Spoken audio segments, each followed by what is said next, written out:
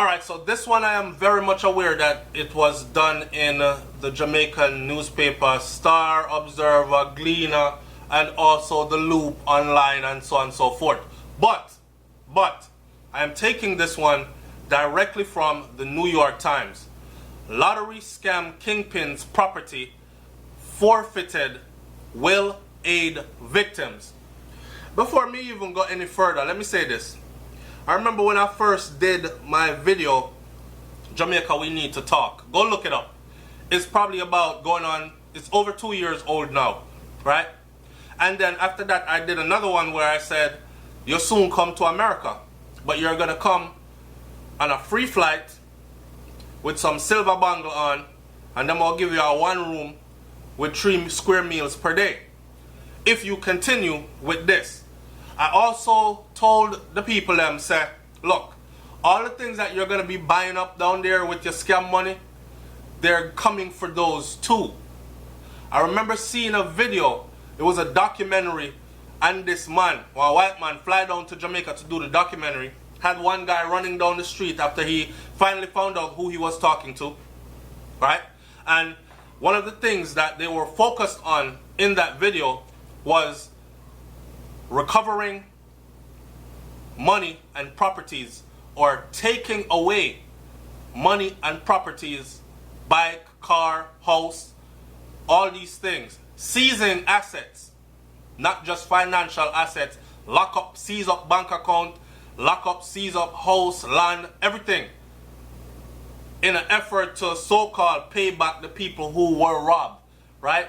And this is the information I was passing on. So to see it happening now, I can't say a long time I never said these things did come. Alright. Cash and jewelry seized from a Jamaican man accused of masterminding a large lottery scam in the US will be liquidated and the proceeds doled out to the victims under a federal judge's order, a step towards getting at least some restitution for the victims. Mind you, this is in the United States. I'm reading this. This is from the New York Times. Alright. Cash and jewelry seized from the Jamaican man accused of masterminding this large lotto scam. The property was seized from Laverick Willocks. You remember Laverick Willocks, right? When he was arrested in the Caribbean country of Jamaica in November of 2016. It included the equivalent of nearly $12,000 in US currency, and a big money that, and jewelry of unknown worth, including gold chains, gold rings, gold and silver bracelets, including one with a diamond, and a Rolex watch, or Rolex watches.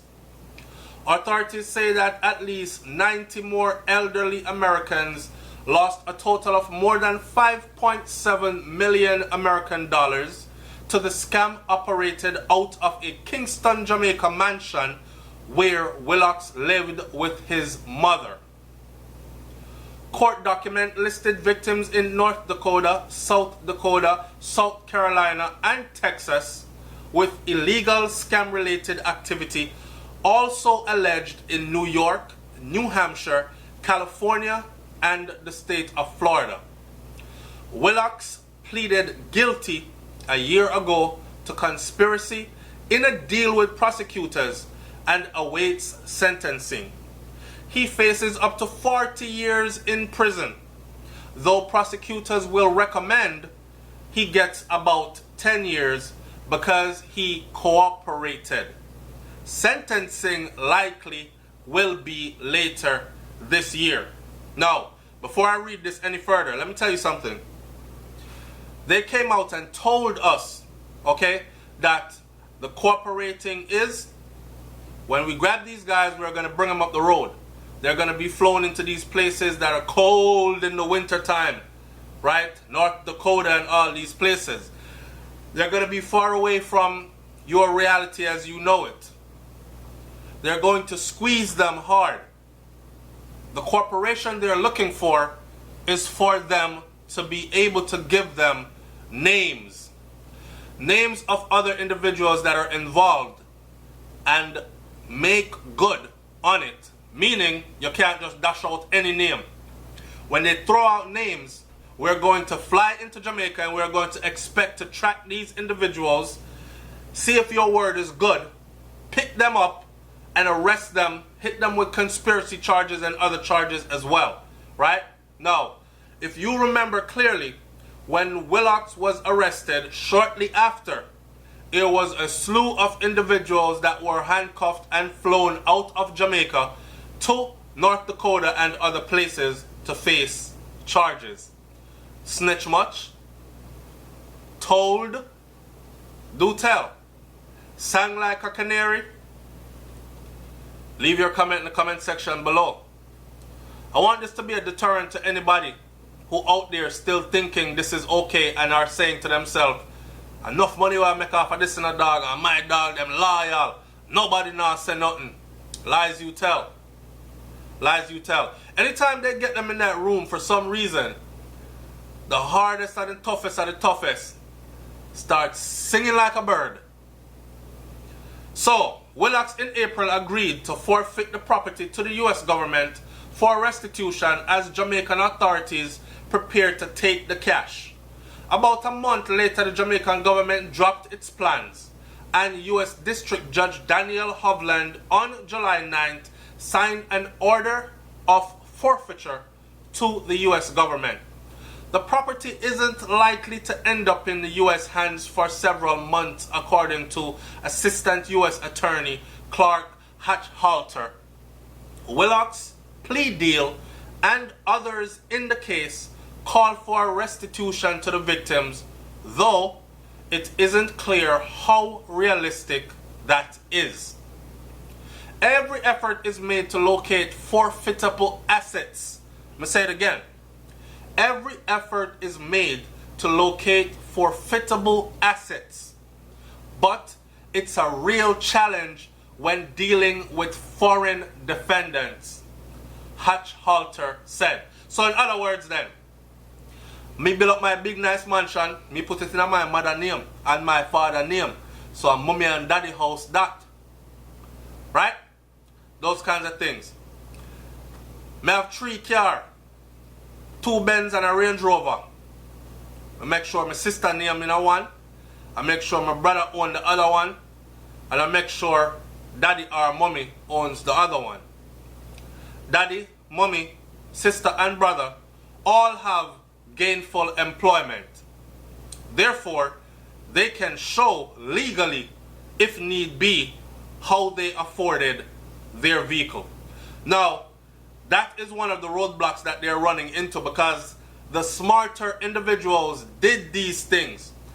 Ducks in a row. Dotted the I's and crossed the T's. I mean, I tell nobody how to go scamming on and hide assets. You know. I'm telling you what the difficulty is that they're facing in confiscating assets. But the idiot them what did I run round now and floss out the whole of the money and have 3-4 car and 2-3 bike, and them never open a business somewhere and put it under somebody's name or do something, their assets will be easily seized. And there are a lot of houses in Jamaica actually that have already been pinpointed, bank accounts frozen, assets frozen, you can't continue building, it's going to be ours kind of thing. The scam began to unravel when a North Dakota woman lost her life savings of more than $300,000 US in 2011. Federal authorities began investigating in 2012. The case that resulted is believed to be the first large-scale Jamaican lotto scam that was tried in US courts, with federal conspiracy, fraud, and money laundering charges filed against 27 people. So, like I said before, talked much because from him get grabbed. That number grew and grew and grew, and they kept squeezing and squeezing and kept saying, well, Mr. Willox, we need more. 40 years on the table. Give us some more. You're looking at 20. All right, give us some more. Now you're talking, you're looking at 10. The scam began to unravel, they said, when one woman lost over 300 grand. All have pled guilty. All of the 27 people associated with this one man has pled guilty, agreed to do so, or have been convicted, except a Rhode Island woman that was accused of funneling scam proceeds between the US and Jamaica through her airline job, and a man who was a fugitive until he was captured by Jamaica counterterrorism team in January this year of 2018. Melinda Bulgin and Mario Hines are scheduled for trial in September of 2018. Alright, so let me close this video out again by saying they're coming for assets. And all the scamming where you did a scam and the nice things that you bought and built with it are on their radar. It's SouFLoTV, man. My grandfather used to say, nothing good come easy. Anything come quick, leave quick, same way. It's better to work out your soul case, and go home tired and sleep comfortable than to have to be up looking over your shoulders all the time and wondering who's gonna snitch on me, who are gonna show up and knock my door or kick in my door, who's gonna seize my assets, lock up my bank account and all these things. Live a paranoid life just to be able to live high off the hog for a short period of time, and then you have a lifetime of sufferation after. Think. Alright? Leave your comment in the comment section below. It's SouFLoTV. I'm up out of here. Peace.